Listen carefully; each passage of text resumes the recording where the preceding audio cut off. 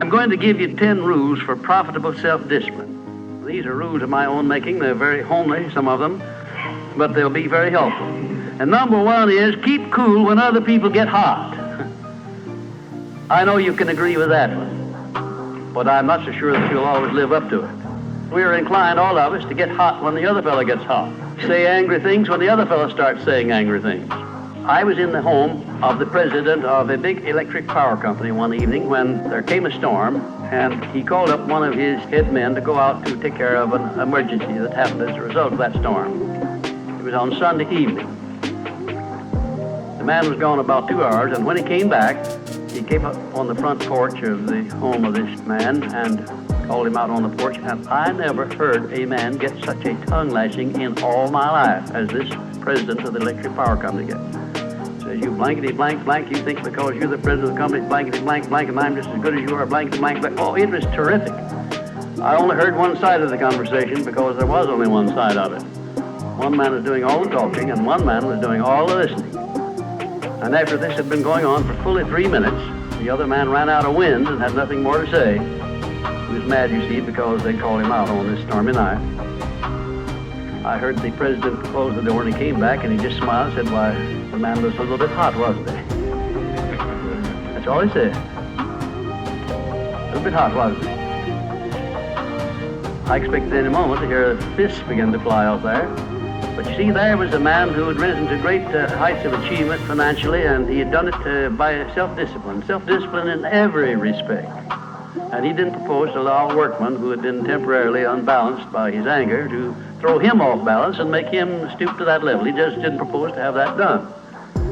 And you'll notice when you get into an argument with anyone, and you're apt to if you don't watch yourself, that if you just remain silent while the other fellow's blowing off his top, he finally gets to the point where he's got no more top to blow off.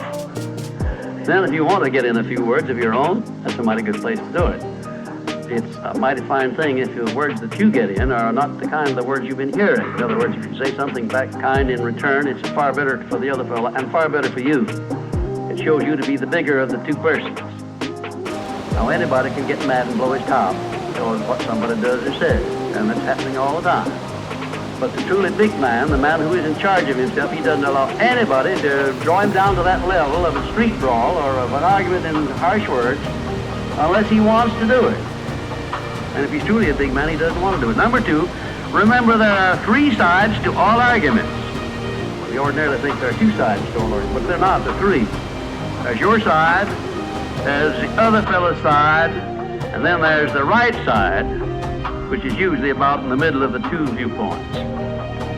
Remember that when you get into an argument with the other fellow. Don't assume that he's always at fault. Maybe you're partly at fault too. Maybe neither one is totally at fault. The chances are, in all of the arguments I've ever heard, both parties were partly to blame in one way or another. I have never yet heard an argument where one party entirely was to blame, although I suspect there are such arguments at times. Number 3, never give directives to a subordinate when you're angry. If the matter is urgent, then cool off quickly. Number 4, treat all people as nearly as possible as if they were rich relatives from whom you expected to be remembered in their will. Now that's a good one. That's a honey.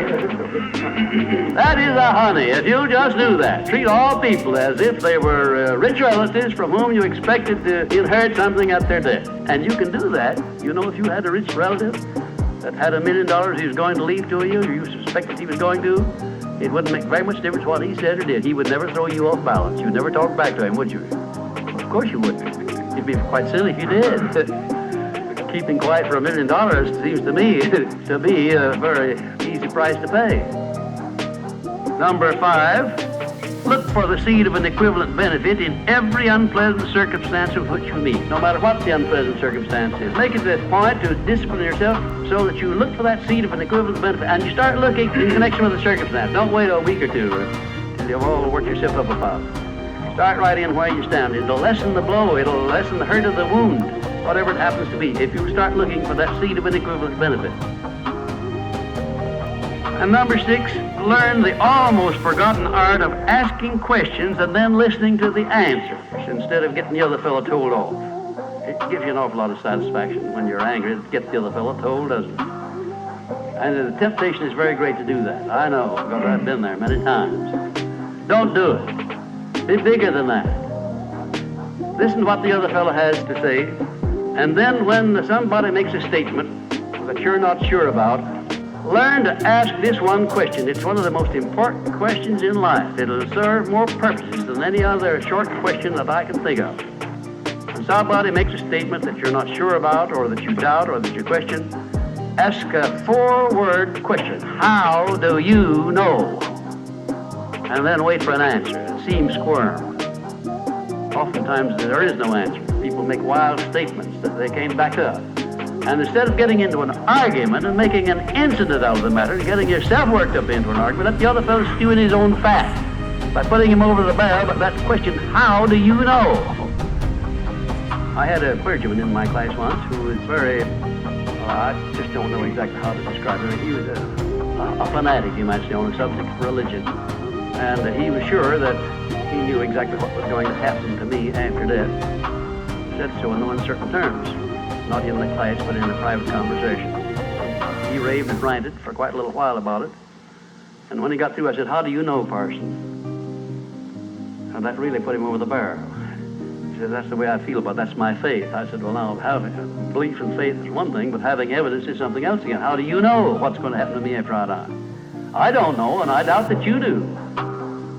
How do you know? Well, he never did give me a satisfactory answer. There are a lot of questions that come up in life in connection with which, if you ask that one thing, how do you know, you'll find that the other fellow will be off balance, and you don't need to make an incident out of what he says. You don't need to get mad at what he says. 7, never say or do anything which may influence another person without first asking yourself this question. Will it benefit him or hurt him? And if it will hurt him, don't do it. Don't say anything or do anything that would hurt another person under any circumstances, no matter how much he may deserve it. Exercise self-discipline. Don't do that, because if you hurt another man, you're going to hurt yourself 10 times as much at least. Because that hurt will come back on you. I don't care who you are or what circumstances you're working under or living under. If you hurt another person, you will be hurt 10 times as much. And if the hurt doesn't come immediately, the rate of interest on that is compound interest on compound interest, and it'll be 100 times as great if you wait long enough. Because everything that you do to or for another person, you do to or for yourself. There is no escape from that. That's just as much a law as the law of gravitation, which everyone understands. You know that if you stepped off the top of this building, no matter what your mind was or what your belief happened to be, if you stepped off the top of this building and violated the law of gravitation, that you hit the ground and you die in a very few seconds.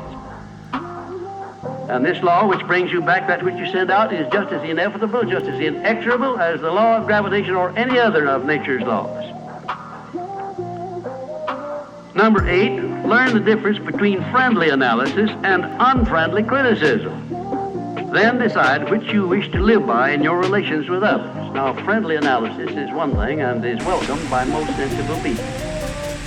I don't object to friendly analysis of anything that I do, even though it's very unfavorable. If it's friendly analysis, I like it, because I can improve by it. But if it's unfriendly criticism, very obviously unfriendly criticism, and not analysis, well, then I resent it.